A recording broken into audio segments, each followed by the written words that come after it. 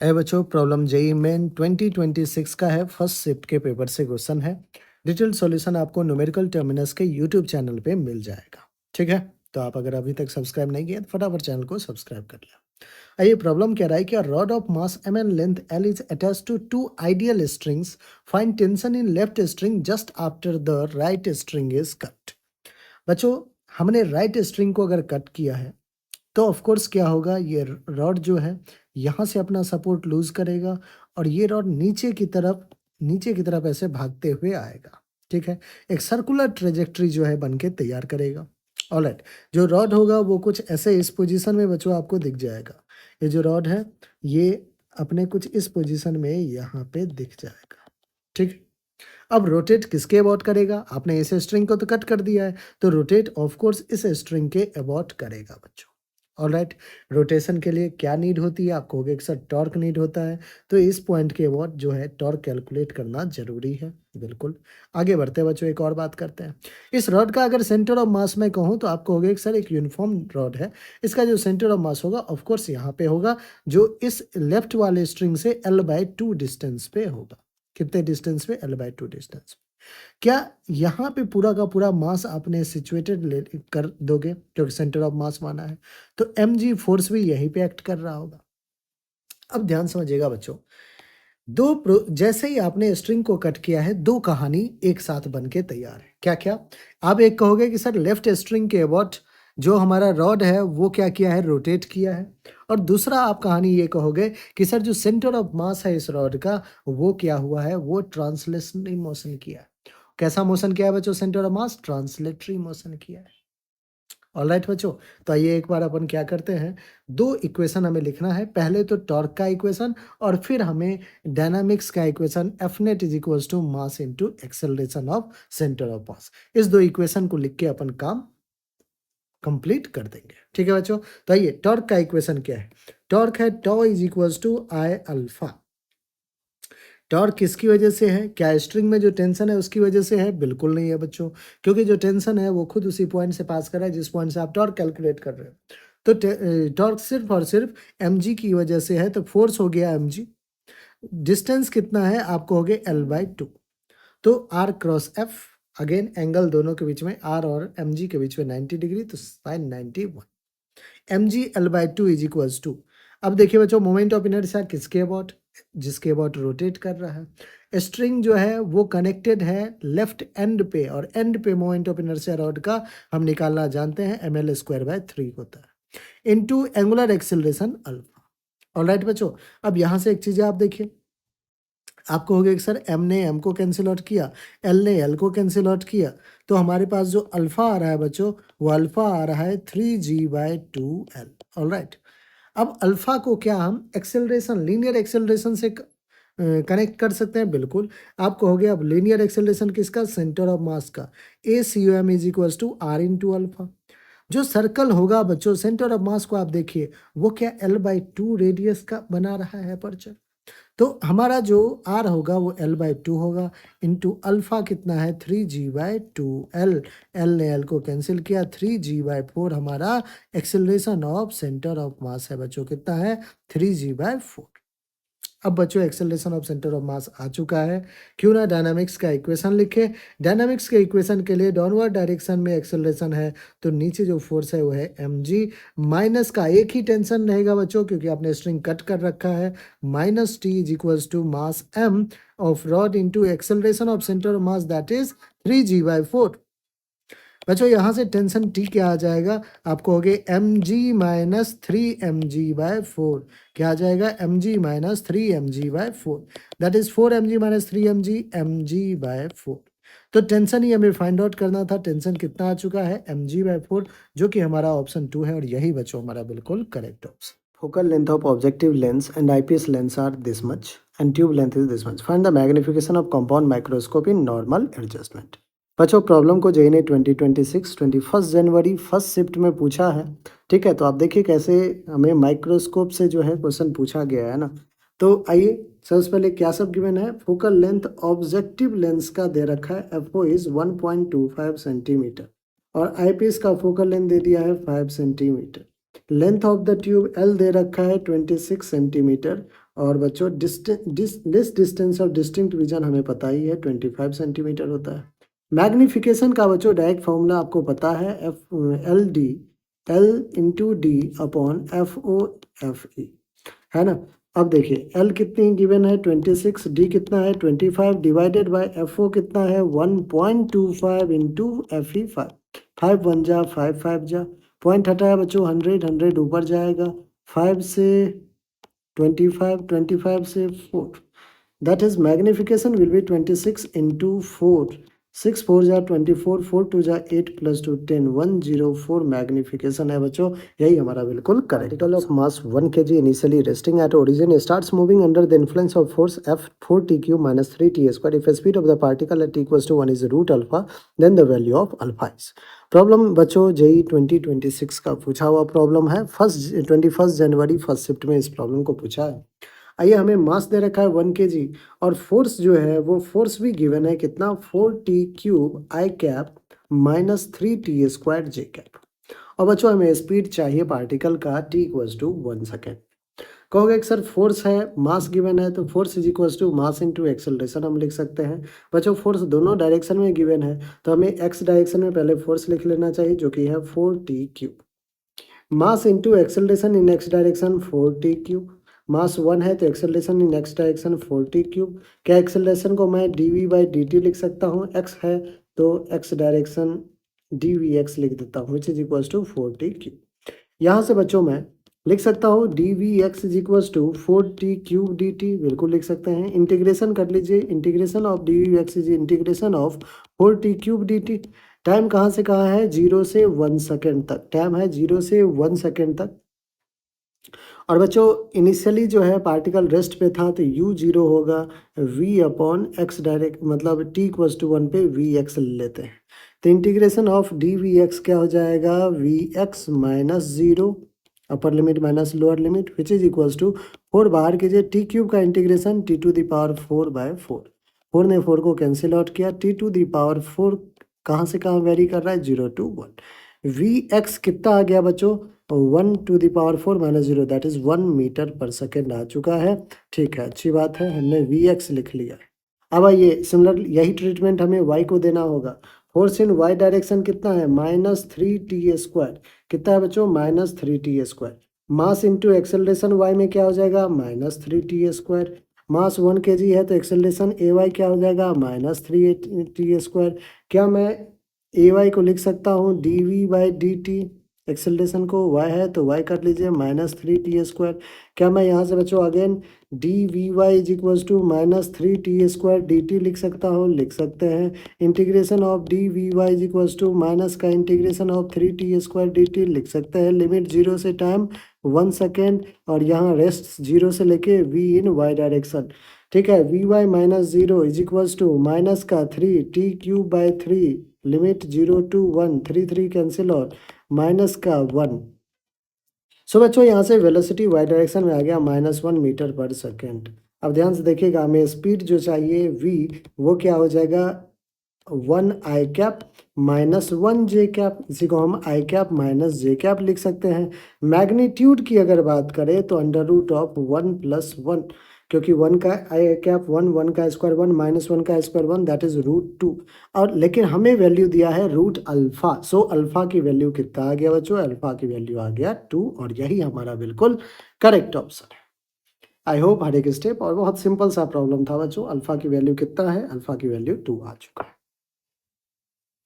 Problem बच्चों web optics का जिसको जेई ने 2026 में पूछ रखा है। ठीक है, 21 जनवरी फर्स्ट शिफ्ट का ये पेपर है। आइए अपन देखते हैं, कह रहा है कि इन अ YDSC experiment a slab of width t is inserted in front of one of the slits. The interference pattern shifted by 0.2 centimeter on the screen. If the refractive index of slab is 1.5 and t is n micrometer, screen distance दे रखा है, slit separation दे रखा है, then n की value आपसे पूछा जा रहा है। ठीक है बच्चों, आइए सबसे पहले अगर अपन देखें तो हमसे क्या कहा जा रहा है कि आपने एक स्लैब को इंसर्ट कर दिया है एक स्लिट के ऊपर और उससे होता क्या है इंटरफेरेंस पैटर्न में शिफ्ट होता है। जो शिफ्ट होता है बच्चों डेल्टा वाई वो कितना होता है, तो D upon D into mu minus 1 into thickness T. कितना शिफ्ट है, 0.2 सेंटीमीटर है, 10⁻⁻² कर देते हैं, मीटर में आ गया। स्क्रीन डिस्टेंस 50 सेंटीमीटर है, अगेन -2 से मल्टीप्लाई करके हमने मीटर में ले आए, अपॉन स्लिट सेपरेशन 1 mm को मीटर में 10⁻³ म्यू माइनस 1।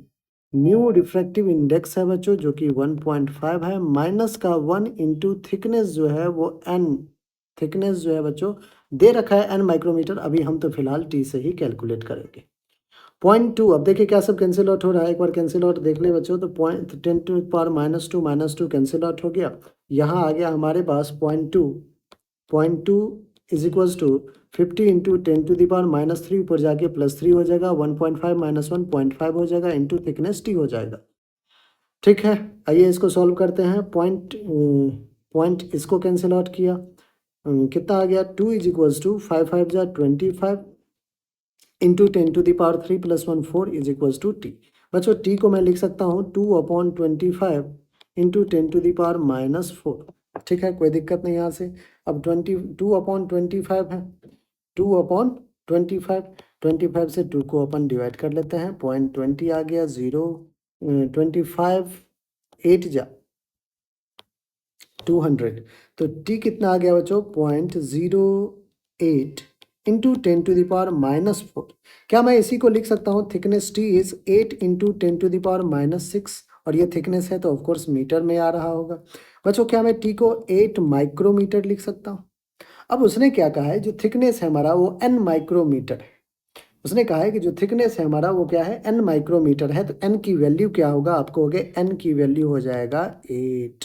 n की वैल्यू क्या हो जाएगा बच्चों, 8 हो जाएगा, और 8 हमारा बिल्कुल करेक्ट ऑप्शन होगा। n की वैल्यू कितना आ गया, 8 आ गया। ठीक है, तो यही हमारा प्रॉपर सॉल्यूशन था। आई होप आपको कहानी समझ में अच्छे से। बच्चों जेई ने 2026 में पूछ रखा है, 21 जन का ये पेपर है। आइए अपन फर्स्ट शिफ्ट का पेपर है। There are two springs of spring constant K1 20 ± 0.2 and K2 30 ± 0.3. If they are connected in parallel, then percentage error in equivalent spring constant of combination is। बच्चों अगर आपको पता होगा कि अगर हम दो स्प्रिंग को पैरेलल में कनेक्ट करते हैं having certain spring constant K1 and K2, then K equivalent is given by K1 + K2। Parallel में बच्चों हम कैसे लिखते हैं K equivalent, K1 + K2। Alright, अब यहाँ पे देखिए, यहाँ पे बच्चों हमें K1 कितना दे रखा है, 20 ± 0.2।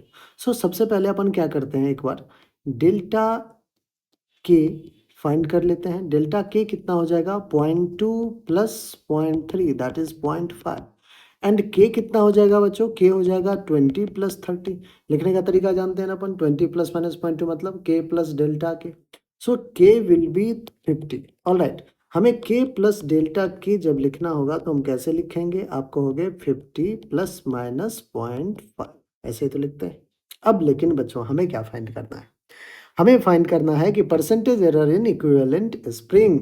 सो परसेंटेज एरर इन के इक्विवेलेंट, क्योंकि यही तो है हमारा के इक्विवेलेंट। परसेंटेज एरर इन के इक्विवेलेंट विल बी डेल्टा के इक्विवेलेंट, डेल्टा के इक्विवेलेंट अपॉन के इक्विवेलेंट इंटू 100। अब बच्चों डेल्टा के इक्विवेलेंट कितना है, 0.5, के इक्विवेलेंट कितना है 50, इंटू क्या करना है 100। ऑलराइट, ये बच्चों के इक्विवेलेंट है, ये डेल्टा के इक्विवेलेंट। पॉइंट हटाया, 100 आया, 100 ने 100 को कैंसिल किया, 5 ने 5 को, तो कितना आ गया 1%। 1% हमारा बिल्कुल करेक्ट ऑप्शन। इस प्रॉब्लम को जेई ने 2026 में 21 सितंबर को फर्स्ट शिफ्ट में पूछा है बच्चों। ठीक है, प्रॉब्लम ग्रेविटेशन से लिया गया है। प्रॉब्लम कह रहा है कि satellite is revolving around the planet in orbit radius of 1.5 hour. Additional minimum energy required to transfer the satellite to a new orbit radius of 3 hour is m and m are mass of satellite and planet gmm upon xr, then x is। बच्चों हमें x की value पूछा जा रहा है, कह रहा है कि जो minimum energy, additional minimum energy required है उसकी वैल्यू है gmm अपॉन xr। तो x की वैल्यू क्या है ये फाइंड करता है। सबसे पहले अगर अपन बात करें बच्चों, अगर सैटेलाइट हमारा रिवॉल्व कर रहा है किसी प्लैनेट के अराउंड, किसी ऑर्बिट में, तो ऑफ कोर्स उसके पास एक तो ऑर्बिटल वेलोसिटी होगा और दूसरा उस पे ग्रेविटेशनल पोटेंशियल एनर्जी भी होगा, है ना? दैट मीन्स के प्लस यू, टोटल एनर्जी जो होगा वो उसके पास वो के प्लस यू होगा। अब अगर अपन बात करें बच्चों इस टोटल एनर्जी के बारे में, तो टोटल एनर्जी हमें पता है कि के प्लस यू होगा। होता कितना है? एक बार हम इसके एक्सप्रेशन को तैयार कर लें। काइनेटिक एनर्जी होगा half M orbital velocity V nought का स्क्वायर प्लस का पोटेंशियल एनर्जी होगा माइनस का जी एम एम अपॉन जो भी रेडियस आर होगा। एक बार हम जनरल एक्सप्रेशन तैयार कर रहे हैं बच्चों। Half of M orbital velocity होता है under root G M by R, that means G M upon radius R minus का G M M upon R. Solve कीजिए बच्चों, G M M upon two R minus G M M R हो जाएगा minus का G M M upon two R. Alright बच्चों, यहाँ तक कोई दिक्कत नहीं, कोई परेशानी नहीं। आइए, जब हमारा सेटेलाइट, अब देखिए यहाँ पे चेंज क्या करना है, जी सेम रहेगा, एम सेम रहेगा, एम सेम रहेगा, यहाँ पे बस आर की वैल्यू हमें चेंज करनी होगी। एक बार हमें इनिशियल 1.5 पे रखना है, फाइनल आपने 3R में भेज दिया उसको, तो इनिशियल फाइनल का जो सब्सट्रैक्शन होगा वही एडिशनल मिनिमम एनर्जी आपको देना होगा। आइए इनिशियल की पहले बात करें बच्चों, इनिशियल एनर्जी उसके पास टोटल एनर्जी कितना था वो हम देखें तो आपको हो गया कि sir minus G M M upon two, radius कितना है 1.5R। फाइनल कितना है बच्चों? तो फाइनल मतलब 3R में जब आपने डाला है 3R रेडियस के ऑर्बिट में, minus G M M upon two times of 3R कितना आ जाएगा minus G M M upon 3 2 जा 6R। और इसकी वैल्यू कितने आ गई बची इनिशियल की, minus G M M upon 3R। ठीक है, अब देखिए ध्यान समझिएगा बच्चों, हमें क्या करना है, डेल्टा ई फाइंड करना है। मिनिमम एनर्जी कितना देना पड़ेगा वो हमें फाइंड करना है। आपको हो गया कि सर माइनस का G M M that is final, final कितना है E final minus E initial करना है।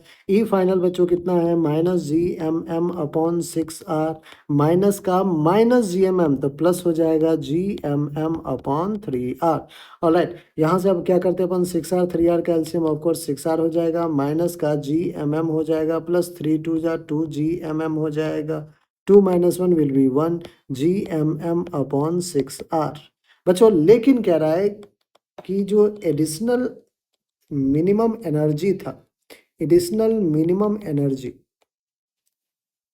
एडिशनल मिनिमम एनर्जी वो तो है G M M upon X R, लेकिन आपको आया है G M M upon 6R। So value of X क्या होगा बच्चों? आप बहुत सिंपली कह सकते हैं कि सर एक्स की वैल्यू 6 के इक्वल होगा। ठीक है, G M M R R cancel, X की वैल्यू क्या होगा 6, यही हमें फाइंड आउट करके बताना था। आई होप बच्चों हर एक स्टेप आपको बहुत अच्छे समझ में आ गया होगा।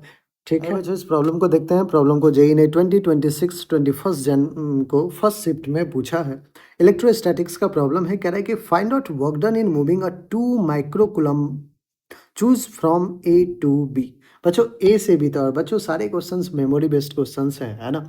तो ए से बी तक आपको 2 माइक्रोकुलम को ले जाने में कितना वर्क डन फाइंड करना है, वर्क डन लगा है वही आपको फाइंड करना है। आप कहोगे कि ठीक है सर, हमारे पास जो है वो एक चार्ज पार्टिकल है 10⁻⁻8 कूलम। इस चार्ज पार्टिकल की वजह से जो है बच्चों, ध्यान समझिएगा, इस चार्ज पार्टिकल की वजह से क्या ए पॉइंट पे क्या बी पॉइंट पे एक इलेक्ट्रोस्टैटिक पोटेंशियल जनरेट हो जाएगा? बिल्कुल होगा। और उस इलेक्ट्रोस्टैटिक पोटेंशियल में अगर आप किसी 2 माइक्रोकुलम के चार्ज को एक पॉइंट से दूसरे पॉइंट पे दे जा रहे हैं, तो वर्क डन आपको कैलकुलेट करना आता है। Work done is Q delta we. ठीक है बच्चों, हम ए से बी तक लेके जा रहे हैं, तो यहाँ पे डेल्टा वी में potential at B minus potential at A करना है।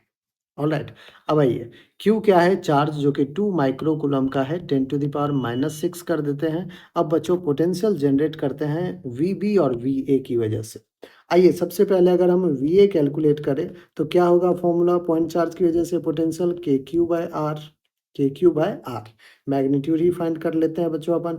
के कितना है, के को कॉमन रखते हैं क्योंकि दोनों में आ जाएगा, क्यू भी कॉमन रखते हैं अपॉन आर। आर का मैग्नीट्यूड क्या होगा, तो ओरिजिन से ए का मैग्नीट्यूड क्या होगा एक बार चलिए फाइंड कर लें। क्या हो जाएगा 5 4 2√2, तो अंडर रूट ऑफ 5 का स्क्वायर 25, 4 का स्क्वायर 16, 2√2 का स्क्वायर 2 का स्क्वायर 4 2 जा 8। कितना आ रहा है बच्चों, के क्यू अपॉन 25 18 और 16 और 8 24 24 25 29 सॉरी 49 49 बाहर आएगा 7 बन के, तो K Q upon 7। Now we be find कर लेते हैं। वी बी क्या हो जाएगा, अगेन के Q by R, K Q common रखिए, आर क्या हो जाएगा, तो आर होगा यहाँ से यहाँ तक जो मैग्नीट्यूड होगा बी का। आइए कैसे फाइंड करें, अंडर रूट ऑफ, आइए बच्चों 2 का स्क्वायर 4, 2 का स्क्वायर 4 प्लस 1 4 4 8 प्लस 1 9 9 बाहर आएगा 3 बन के, तो K Q upon 7 and this is K Q upon 3 potential आ चुका है। हमें V B minus V A करना है, so V V will be K Q by 3 minus K Q upon 7। All right बच्चों, यहाँ से देखिए 2 into 10 to the power minus 6, K को बाहर लेते हैं 9 into 10 to the power 9, Q को भी बाहर लेते हैं, क्यू कितना था 10 to the power minus 8 coulomb, बच जाएगा 1/3 माइनस 1/7। ऑल राइट बच्चों, सो 9 टू द 18 इंटू 9 और ये कितना हो गया -6 -8 -14, ठीक है। 9 10 टू द पावर 9 प्लस में है तो 10 टू द पावर -5 हो जाएगा। ऑल राइट आगे बढ़ते हैं। 1/3 1/7 एलसीएम 3 7 का 21 3 7 7 3। ऑल राइट, सो यहाँ पे आ गया 18 into 10 to the power -5 into 7 -3 will be 4/21। 3 6 जा 3 7 जा, सो बच्चों आ गया 6 4 जा 24 24/7 into 10 to the power -5। All right, अब यहाँ से अपन लिख सकते हैं 7 3 जा 21 3.43 into 10 to the power -5। Work done है तो जूल। बच्चों क्या मैं इसको 34.3 लिख सकता हूँ, एक 10 रहा नीचे उसको ऊपर भेज देते हैं -6 जूल। सो यहाँ से 34.3 10 टू द पावर -6 को म्यू लिख सकते हैं। म्यू जूल हमारा कौन सा ऑप्शन है, ऑप्शन नंबर 3 और यही हमारा बिल्कुल करेक्ट ऑप्शन है। आई होप बच्चों हर एक स्टेप आपको बहुत अच्छे से समझ में आ गया। ए बच्चों इस प्रॉब्लम को देखते हैं। जेई ने 2026 में 21 जनवरी फर्स्ट शिफ्ट में पूछा है। कह रहा है कि curve is given between potential energy of a particle and its position on x axis. Potential energy versus x का हमारे पास एक ग्राफ दे रखा है। गिवन है tan theta 1 is equals to 1, tan theta 2 is equals to 3, tan theta 2 is tan theta 3 is equals to -1/4 if FAB be force acting on the particle during A to B. Similarly, FBC, CD, DE are the forces during BC, CD, DE respectively. Arrange magnitudes of this force in decreasing order. Decreasing order में हमें क्या करना है, arrange करना है। All right बच्चों, आइए अब फोर्स का मैग्नीट्यूड है। हमें पता है कि फोर्स F क्या होता है, माइनस का du/dx। ux के साथ एनर्जी वर्सेस x ग्राफ के साथ जो रिलेशन आपको दिख रहा है वो दिख रहा है कि force F is equals to minus du/dx is slope of graph. du/dx क्या है, slope of ux graph. All right बच्चों, और हमसे मैग्नीट्यूड की बातें कहा है, तो magnitude of F that is magnitude of force is equals to magnitude of slope. Magnitude of slope, और बच्चों आपको पता है कि स्लोप कैसे निकालते हैं, using tan theta, that is magnitude of tan theta. All right बच्चों, तो ये tan थीटा 1 कहाँ से कहाँ है, ए से बी तक। तो फोर्स का मैग्नीट्यूड ए से बी तक जो होगा बच्चों वो tan थीटा 1 के इक्वल होगा जो कि 1 है। आगे चलते हैं, फोर्स बी से सी तक का जो मैग्नीट्यूड होगा वो स्लोप tan थीटा 2 के इक्वल हो जाएगा जो कि 3 है। नो अगेन बढ़ते हैं आगे, फोर्स सी से डी तक, सी से डी तक अगर आप देखें तो यू एक्स ग्राफ जो है हमारा ये पैरेलल टू एक्स एक्सिस है। इसका मतलब यहाँ पे थीटा क्या है बच्चों, 0, तो tan थीटा भी क्या हो जाएगा, 0। tan थीटा भी क्या हो जाएगा, 0। सो tan थीटा अगर 0 तो फोर्स का मैग्नीट्यूड भी क्या हो जाएगा। अब मैग्नीट्यूड देखते हैं फोर्स डी का। Magnitude of force D will be magnitude of slope. Slope कितना है, tan थीटा 3 जो कि है -1/2। बच्चों मैग्नीट्यूड है तो 1/2, -n because of negative slope है। ऑल राइट, तो फोर्स डी का मैग्नीट्यूड कितना है, 1/2 है। आइए अब डिक्रीजिंग ऑर्डर में इसको अरेंज करें। सबसे बड़ा फोर्स कौन है, BC। उसके बाद कौन है बच्चों, AB। उसके बाद कौन है, डी ई, और उसके बाद सबसे छोटा जो फोर्स है वो है सी डी। चलिए एक बार ऑप्शन देखते हैं अपन, B C A B D E, B C A B D E, B C A B D E, then F C D. तो सेकंड हमारा बिल्कुल करेक्ट ऑप्शन है। हो बच्चों, हर एक स्टेप आपको बहुत अच्छे से समझ में आ गया होगा। ठीक है, चलिए बच्चों इस प्रॉब्लम को देखते हैं। प्रॉब्लम को जेई ने 2026 21 जनवरी फर्स्ट शिफ्ट में पूछा है। प्रॉब्लम कह रहा है कि find the moment of inertia of a system formed using two identical rods about the given axis of rotation as so. तो बच्चों मोमेंट ऑफ इनर्शिया में फाइंड करना है इस, ये जो पॉइंट है इस एक्सिस के अबाउट, ये हमारा आप कहोगे कि दो हमारे पास यूनिफॉर्मली रॉड है, जो हमारा, इसको मैं रॉड नंबर 1, इसको मैं रॉड नंबर 2 कहता हूँ। अगर रॉड 1 की अगर बात करें बच्चों, तो रॉड और 1 के एक एंड से ही ये पास कर रहा है एक्सिस। तो किसी भी रॉड के एंड पॉइंट के अबाउट जो है, और हमारा जो मोमेंट ऑफ इनर्शिया होता है वो क्या हो जाता है, तो आप कहोगे M L square divided by 3। ये एंड पॉइंट के अबाउट आता है बच्चों। और जो हमारा एक्सिस है रोटेशन का, ओ, आई ओ, क्या वो एंड पॉइंट से ही पास कर रहा है? सो आई वन कह दिया मैं, I one is axis of rotation about point O, उसको मैं एम एल स्क्वायर बाय 3 कह रहा हूँ। ठीक है बच्चों, चलिए आप एक रॉड का तो काम हो गया।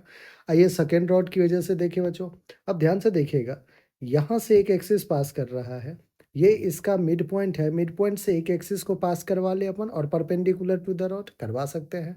मिड पॉइंट के अबाउट, एक रॉड के मिड पॉइंट के अबाउट और परपेंडिकुलर टू द रॉड जो मोमेंट ऑफ इनर्शिया होता है वो होता है M L square upon 12।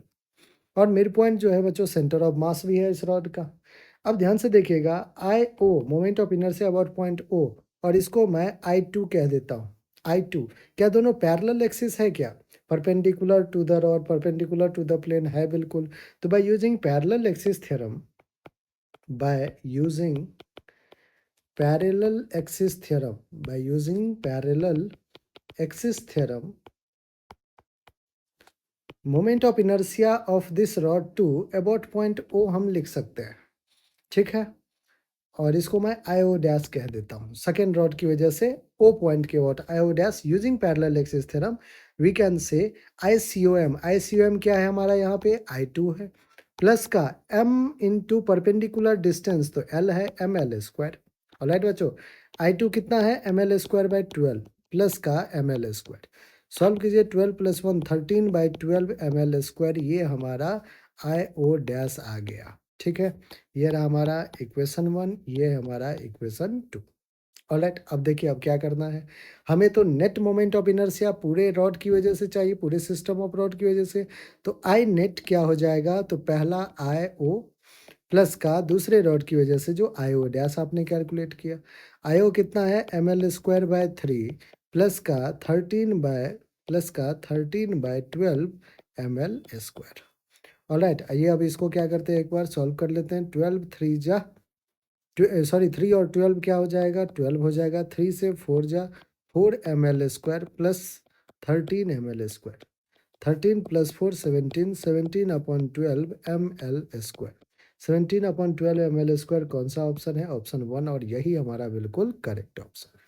Alright बच्चों, इस प्रॉब्लम को देखते हैं। कैपेसिटर से ये प्रॉब्लम पूछा गया है, जेई ने 2026 21 जनवरी फर्स्ट शिफ्ट में पूछा है।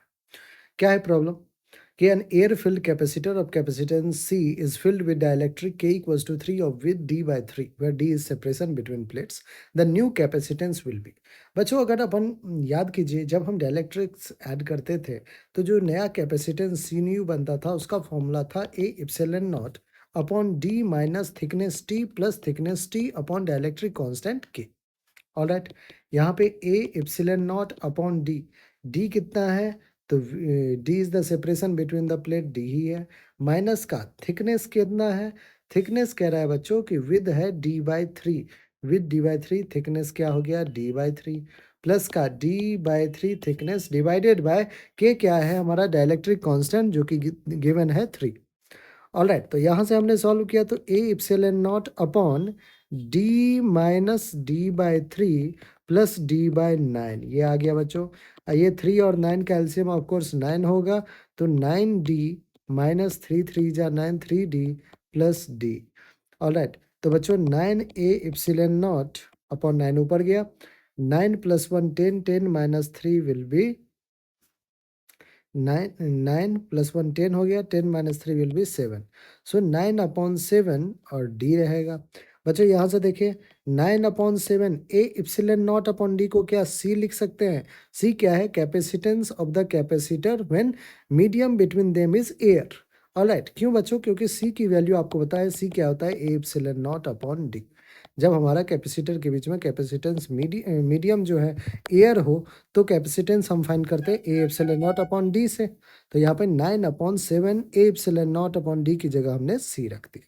9/7 सी कौन सा ऑप्शन है बच्चों, ऑप्शन नंबर 4, और यही हमारा बिल्कुल करेक्ट प्रॉब्लम को देखते हैं। जेई ने 2026 में 21 जनवरी फर्स्ट शिफ्ट को पूछा है, कह रहा है कि find change in internal energy of a gas if its temperature changes by 10 kelvin, number of moles of gas is 10, Cp is specific heat at constant pressure of the gas is 7 calorie per Kelvin mole, and R is gas constant, that is 2 calorie per Kelvin। All right, और हमें क्या find करना है बच्चों, हमें change in internal energy find करना है। Delta U बच्चों चेंज इन इंटरनल एनर्जी से को डिनोट करते हैं N C V delta T.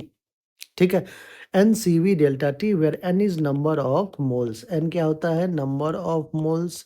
C V is specific heat capacity at constant value, and delta T क्या है बच्चों, delta T is change in temperature. Alright, चलिए यहाँ पे देखिए एक चीज़ दे रखा है, सीपी हमें दे रखा है। सीपी गिवन है कितना, 7 calorie upon 7 calorie upon kelvin mole, and R दे रखा है कितना, 2 कैलोरी अपॉन केल्विन। तो बच्चों हम यहाँ से एक रिलेशन जानते हैं, Cp minus C V is equals to R. क्या हमें यहाँ पे Cp minus R is equals to C V आ जाएगा, बिल्कुल।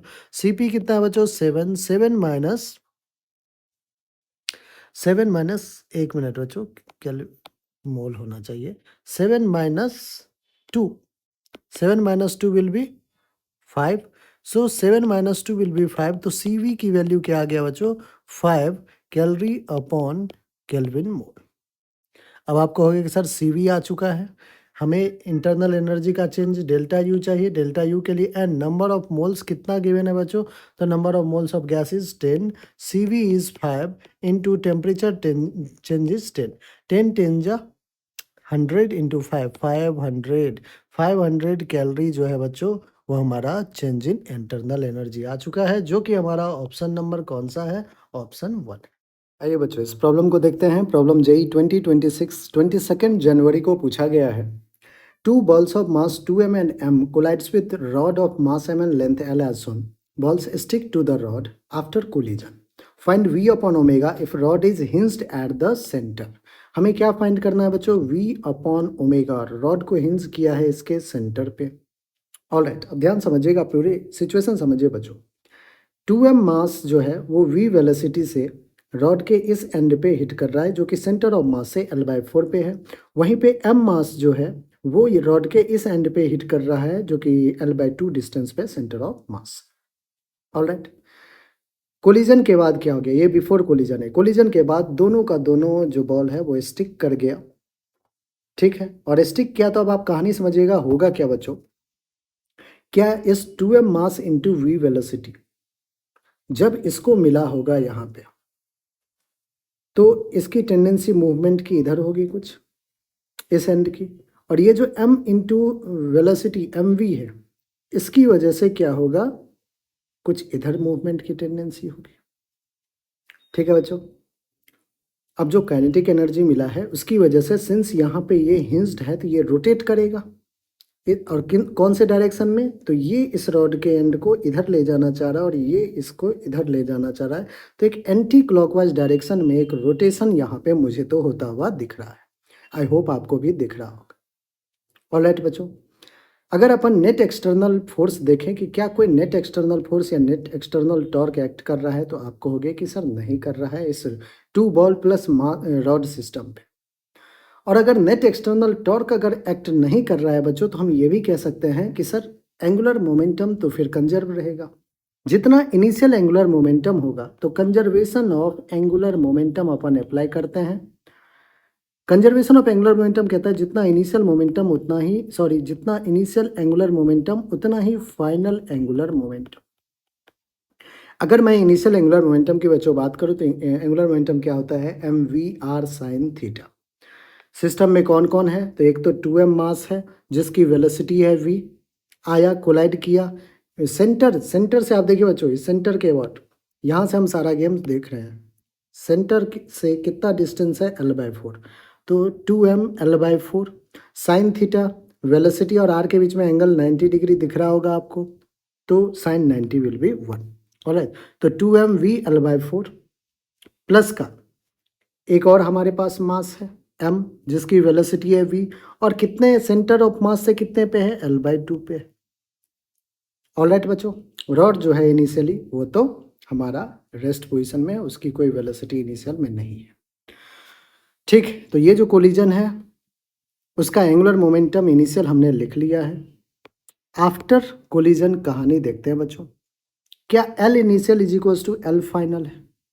वेलोसिटी आपको इस एक्सप्रेशन में दिख रहा होगा बच्चों, में वेलोसिटी अपॉन ओमेगा चाहिए, तो क्या हम फाइनल एंगुलर मोमेंटम को आई फाइनल इंटू ओमेगा नहीं लिख सकते हैं? बिल्कुल लिख सकते हैं, आई फाइनल इंटू ओमेगा, क्योंकि एल आई ओमेगा होता है। ऑलराइट बच्चों, अब देखिए आई क्या है यहाँ पे, moment of inertia.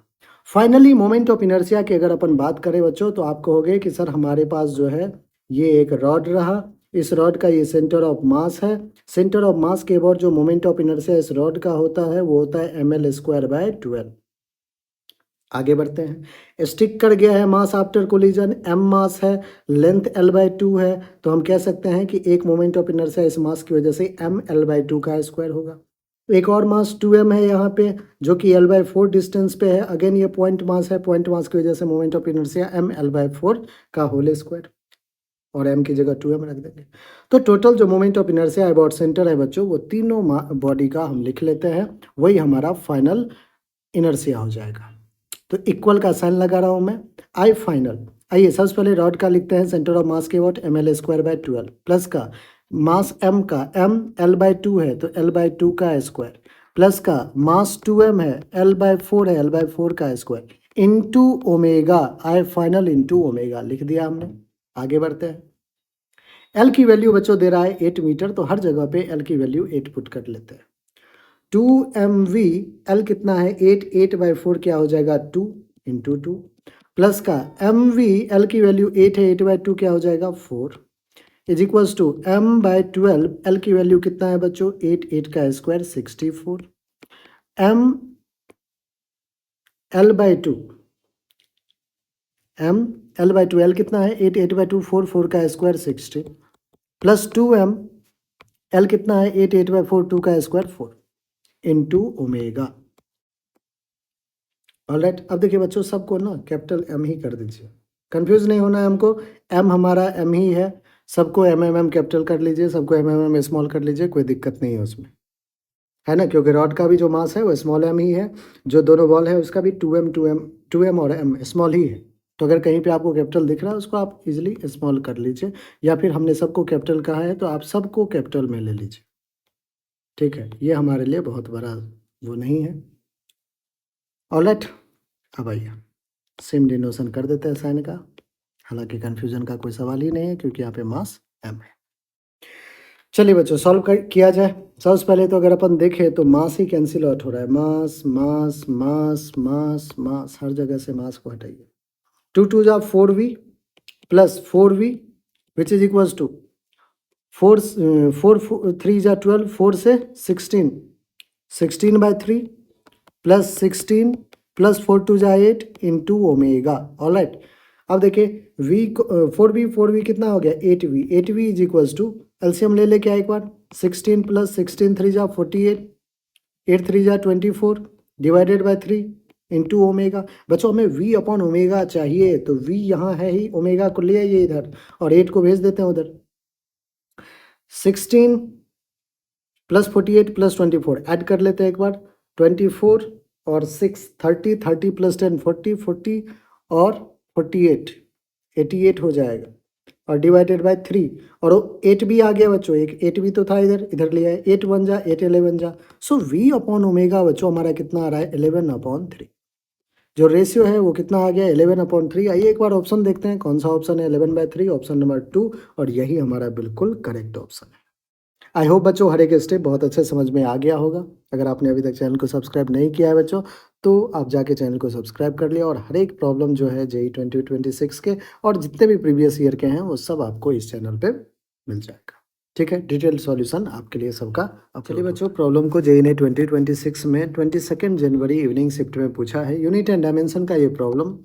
Find the dimension of expression epsilon naught E upon T where epsilon naught E and T are permittivity, electric field and time.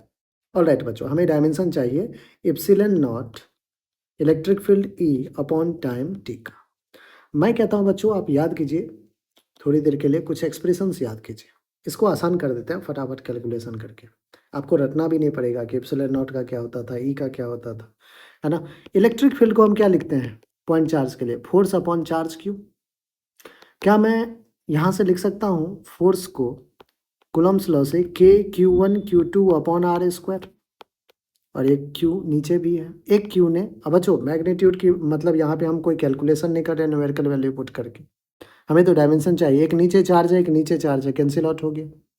क्या बच्चों यहाँ पे मैं K की जगह लिख सकता हूँ 1/4 एप्सिलॉन नॉट आर स्क्वायर, और ऊपर Q2 दैट इज Q। ठीक है बच्चों, पुट करते हैं वैल्यू। एप्सिलॉन नॉट ई की जगह पुट कीजिए 1/4 epsilon naught R square into charge Q divided by time T. Epsilon naught ने एप्सिलॉन नॉट को कैंसिल आउट किया, हमारे पास आ गया Q upon T into R square. बच्चों Q क्या होता है, आप कहोगे चार्ज Q होता है current I into time T divided by T into R square. Time ने टाइम को भी कैंसिल आउट कर दी। I क्या है, करंट एम्पियर होता है, और ये R क्या है, डिस्टेंस, जो कि L स्क्वायर होगा, ऊपर जाके -2 हो जाएगा। तो AL-2 हमारा कौन सा ऑप्शन है, ऑप्शन नंबर 2, और यही बच्चों हमारा बिल्कुल। बच्चों जेई ने 2026 में 22 जनवरी में पूछा है, इवनिंग शिफ्ट का प्रॉब्लम है। कह रहा है कि in an open organ pipe third and sixth harmonic frequency differ by 3200 hertz. Find the length of open organ pipe, speed of sound is 320 metre per second. बच्चों सबसे पहले फंडामेंटल फ्रीक्वेंसी की अगर अपन बात करें तो क्या होता था, N1 into V upon 2L। nth harmonic की अगर बात करें तो फ्रीक्वेंसी क्या होता था, NV upon 2L, where L is length of organ pipe, V is speed of sound. अब देखिए इसी फॉर्मूला को यूज करना है हमें 2 बार। कैसे, थर्ड हार्मोनिक, तो N इक्वल्स टू 3 के लिए F थर्ड क्या हो जाएगा, 3V/2L, और F सिक्स्थ क्या हो जाएगा बच्चों, F सिक्स्थ हो जाएगा 6V/2L। अगर ध्यान से देखें बच्चों, 2 1 जा 2 3 जा, क्या आ गया 3V/L। Of course F sixth हमारा बड़ा है, तो हम क्या लिखने वाले हैं यहाँ पे, हम लिखने वाले हैं बच्चों कि F sixth minus F third is equals to 3200 hertz, क्योंकि हमें डिफरेंस दे रखा है किसमें, हार्मोनिक फ्रीक्वेंसी में। डिफर बाय 3200 मतलब डिफरेंस दे रखा है।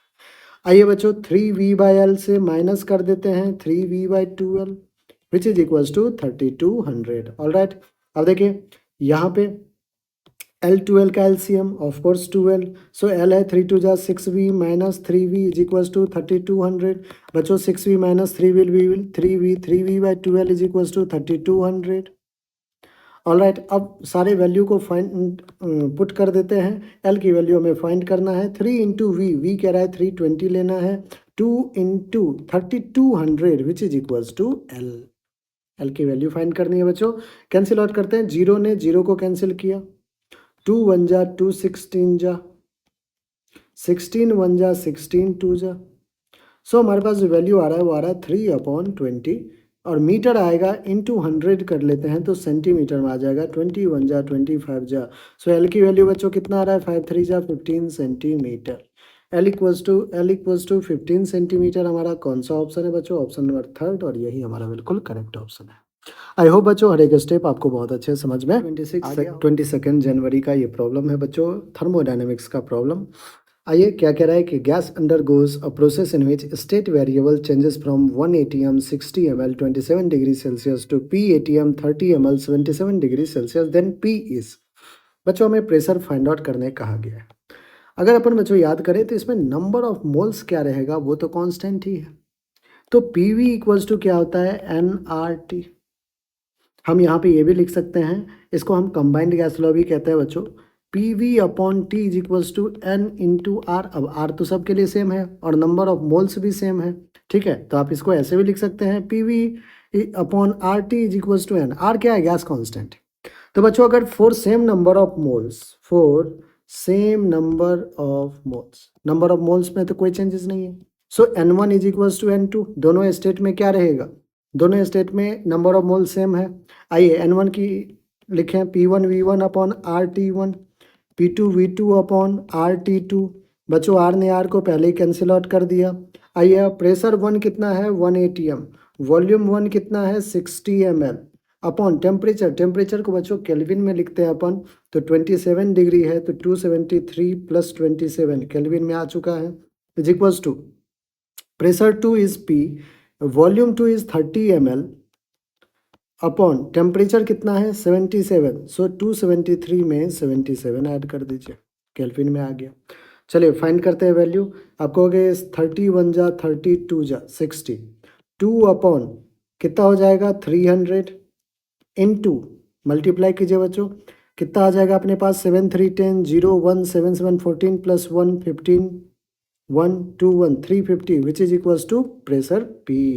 ऑलराइट, क्या कैंसिल हो रहा है? जीरो ने जीरो कैंसिल किया, 5 6 जा 5 7 जा 2 1 जा 2 3 जा। सो बच्चों प्रेशर यहाँ से कितना आ रहा है? 7/3 ATM।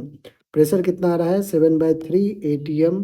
चलिए ऑप्शन देखते हैं, 7/3 ATM कौन सा ऑप्शन है? ऑप्शन नंबर 3, और यही हमारा बिल्कुल करेक्ट ऑप्शन है। हो बच्चों, हर एक स्टेप आपको अच्छे से समझ में प्रॉब्लम को देखते हैं। प्रॉब्लम को जेई ने 2026 में 22 जनवरी इवनिंग शिफ्ट में पूछा है। कह रहा है कि for the given arrangement of charges find the strength of electric field E and potential V at geometrical centre O।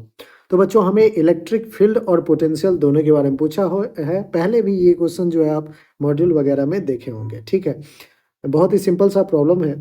अगर अपन बात करें सबसे पहले इलेक्ट्रिक फील्ड की, इलेक्ट्रिक फील्ड जो है बच्चों, अगर हम ध्यान से देखें तो इस क्यू की वजह से जितना इस डायरेक्शन में होगा, ठीक है, क्योंकि सेपरेशन सब तो सेम ही होगा। अगर ये ए तो ये भी ए, ये भी ए, ये भी ए, ये भी ए।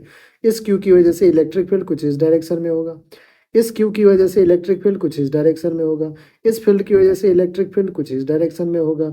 इन दोनों का नेट जो होगा वो इस डायरेक्शन में होगा। ठीक है बच्चों, तो एक दूसरे को कैंसिल आउट कर देंगे। अगेन इस क्यू की वजह से इलेक्ट्रिक फील्ड कुछ इस डायरेक्शन में होगा, इस क्यू की वजह से इलेक्ट्रिक फील्ड कुछ इस डायरेक्शन में होगा, इस क्यू की वजह से कुछ इस डायरेक्शन में होगा। तो इनका जो नेट होगा और इनका नेट होगा वो एक दूसरे को कैंसिल आउट कर देगा। तो net electric field because of symmetry बच्चों, because of symmetry, net electric field at centre क्या हो जाएगा? ई एट सेंटर क्या हो जाएगा? जीरो हो जाएगा।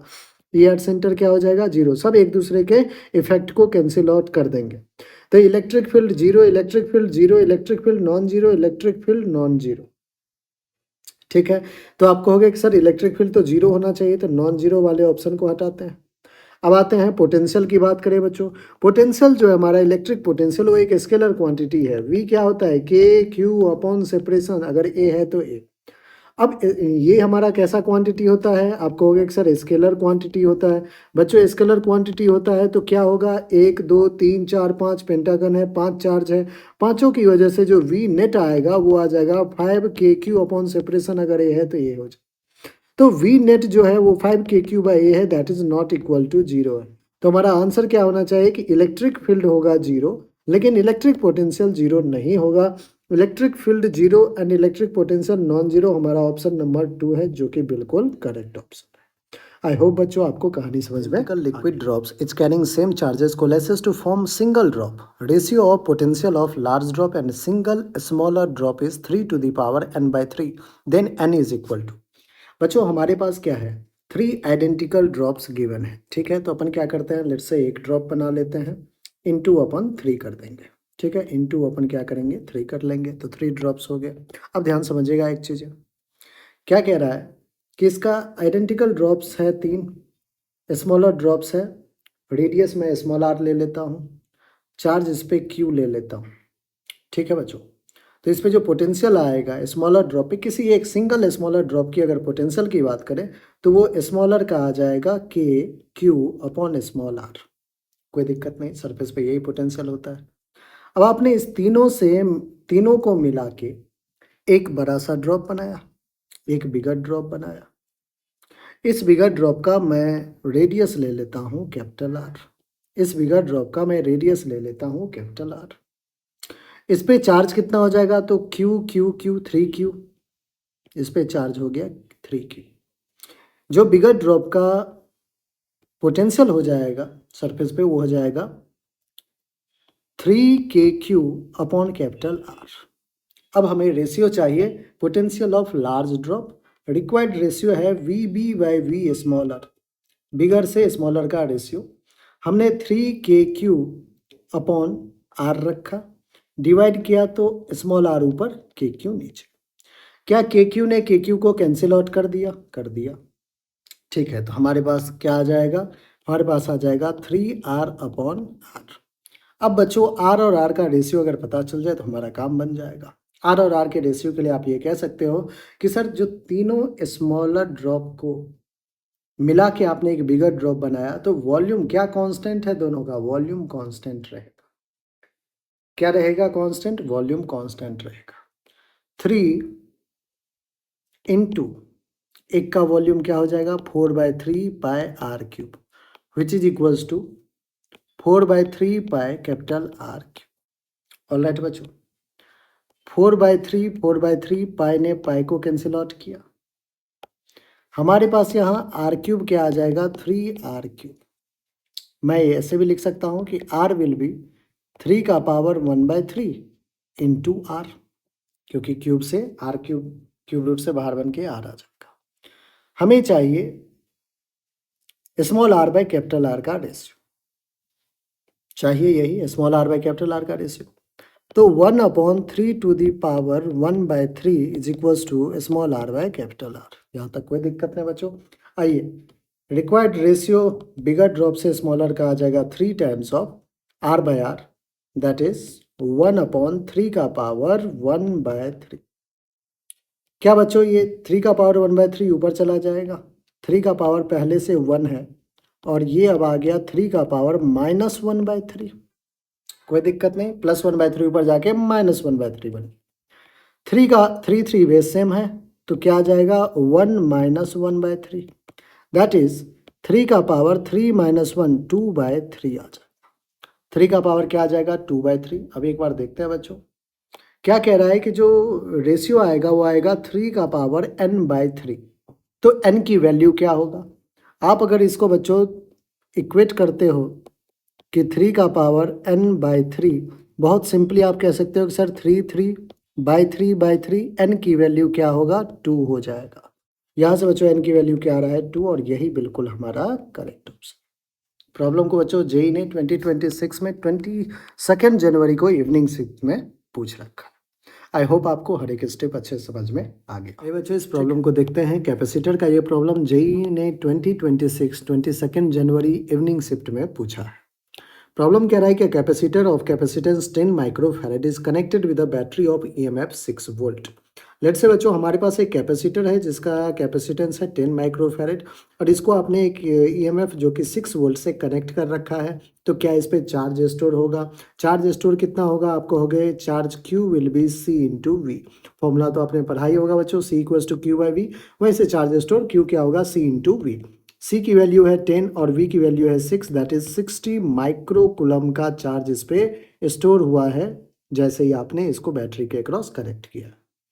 Now the battery is disconnected and another uncharged capacitor of capacitance 20 microfarad is connected to the capacitor। अब कह रहा है कि जो 10 माइक्रोफैराड का कैपेसिटर था बच्चों, उससे आपने एक अनचार्ज 20 माइक्रोफैराड का कैपेसिटर ऐसे ऐड कर दिया है, बैटरी को आपने क्या किया डिस्कनेक्ट कर दिया है। बच्चों अब जो 10, अब ये तो 20 माइक्रोफैराड तो अनचार्ज है, ये जो 10 माइक्रोफैराड पे आपने 60 माइक्रोकुलम का चार्ज फाइंड किया है, क्या वो चार्ज जो है वो 20 पे भी जा रहा होगा और चार्ज डिस्ट्रीब्यूशन शुरू हो गया होगा। और चार्ज डिस्ट्रीब्यूशन बच्चों तब तक हुआ होगा जब तक कि दोनों कैपेसिटर के क्रॉस पोटेंशियल सेम ना हो जाए। जब तक कि कॉमन पोटेंशियल पे ना दोनों पहुंच जाए तब तक चार्ज का डिस्ट्रीब्यूशन हुआ होगा। लेट्स से अब जो फाइनल चार्ज आपको दिख रहा है बच्चों after charge distribution, capacitor 10 microfarad पे Q1 ले लेता हूं और इस पे Q2 ले लेता हूं। हमें चार्ज ऑन 20 माइक्रोफैराड कैपेसिटर चाहिए, दैट इज Q2 की वैल्यू चाहिए। आइए बच्चों, एक चीज़ तो आप बहुत अच्छे से बोल सकते हो कि सर चार्ज कंजर्वेशन ये कहता है कि जो Q होगा 60 माइक्रोकुलम का चार्ज वही डिस्ट्रीब्यूट हुआ है, इसका मतलब चार्ज तो कंजर्व रहेगा, Q जो है वो Q1 प्लस Q2 के इक्वल ही होगा। एक इक्वेशन तो देखते ही बन गया। दूसरा इक्वेशन बच्चों पोटेंशियल को यूज करते हैं। कब तक चार्ज डिस्ट्रीब्यूट होगा? जब तक कि दोनों का पोटेंशियल सेम ना हो जाए। V1 is equal to V2। बच्चों C is equal to Q by V होता है, तो V Q बाई C हो जाएगा, that is Q1 upon C1 is equal to V2 क्या हो जाएगा? Q2 upon C2। All right, अब देखिए Q1 नहीं पता, C1 पता है 10 माइक्रोफैरेड, Q2 नहीं पता, C2 पता है 20। 10 1 जा 10 2 जा, यहाँ से बच्चों एक रिलेशन दिख रहा होगा, Q2 is equal to 2 times of Q1। ये रहा आपका इक्वेशन 2। इक्वेशन 1 और इक्वेशन 2 को अगर अपन देखें बच्चों, तो Q1 इक्वेशन 1 देखिए क्या है, Q1 plus Q2 is equal to Q है 60 माइक्रोकुलम।